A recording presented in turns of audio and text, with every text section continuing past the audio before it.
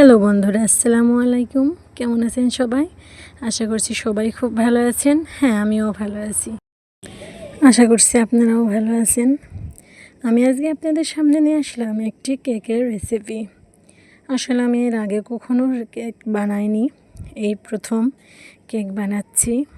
সবাই পাশে থাকবেন আর আমার চ্যানেলটাকে সাবস্ক্রাইব করে দেবেন। আশা করি সবারই ভিডিওটা ভালো লাগবে। এখন আমি ব্লেন্ডারে ব্লেন্ড করে কেক বানিয়ে দেখাবো। যেহেতু আমি প্রথমবার বানাচ্ছি কেক, একটু এমন তেমন হতে পারে, সবাই অ্যাডজাস্ট করে নেবেন।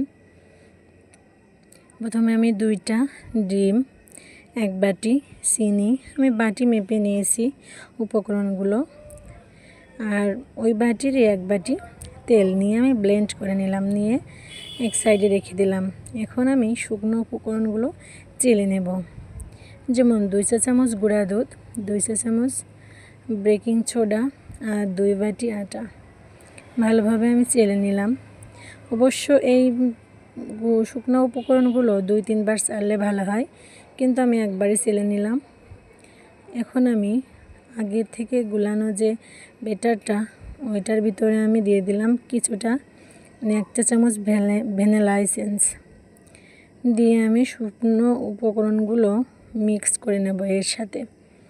এজন্য আমি অল্প অল্প করে শুকনো উপকরণগুলো দিচ্ছি আর ভালোভাবে নেড়ে নিচ্ছি। এরপরে আমি যতটুকু বাকি ছিল সেটাও দিয়ে দিলাম। দেওয়ার পরে ভালোভাবে মিক্স করে নিচ্ছি। এটা যত ভালোভাবে মিক্স করবেন ততই কেকটা ভালোভাবে ফুলে উঠবে। অবশ্য আমার ভালোভাবে মিক্স করা হয়ে গেছে। একদম দেখুন কত সুন্দর ব্যাটারটা দেখতে হয়েছে। আর একদম মনে হচ্ছে দোকানের কেকের যেমন একটা সেন্ট থাকে, সেমন সেন্ট এখনই চলে আসছে। এখন আমি এরকম একটা বাটি নিয়ে নিয়েছি, টিফিন বাটি এটা। এখন এই বাটির ভিতরে দিয়ে দিচ্ছি কিছুটা তেল, রান্নার কিছুটা তেল দিয়ে ভালোভাবে আমি সব সাইডে সুন্দর করে মাখিয়ে নিয়েছি। এখন আমার ঘরে পেপার ছিল, সেই পেপার আমি এর সাইজে কেটে নিয়েছি।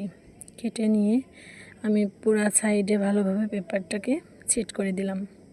সেট করে দেওয়ার পরে সেই গোলানো যে ব্যাটারটা, সেটা আমি এর ভিতরে সুন্দর করে একটু উঁচু মতো করে ঢেলে দেব, যাতে কোনো ভিতরে কোনো লাম্পস বা ফাঁপা না থাকে।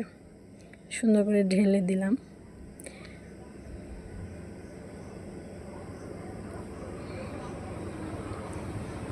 ঢেলে আমি এই গ্যাসের চুলায় রাইস কুকারের যে একটা মোটা হয় না, রাইস কুকারের বাটিটা একটু মোটা টাইপের হয়, এই জন্য আমি এই রাইস কুকারের বাটিটা গ্যাসের চুলায় আধা ঘন্টা মতো গরম করে নিয়েছি। নেওয়ার পরে আমি কেকটা বসিয়ে দিলাম। ঠিক 40 মিনিট পর আমি একবার দেখে নিয়েছিলাম কাঠি দিয়ে, বেশি একটা ভালো হয়েছিল না। আমি ঠিক তার আধা ঘন্টা, মানে প্রায় 1 ঘন্টা 10 মিনিট পরে আমি কেকটা নামিয়েছি চুলা থেকে।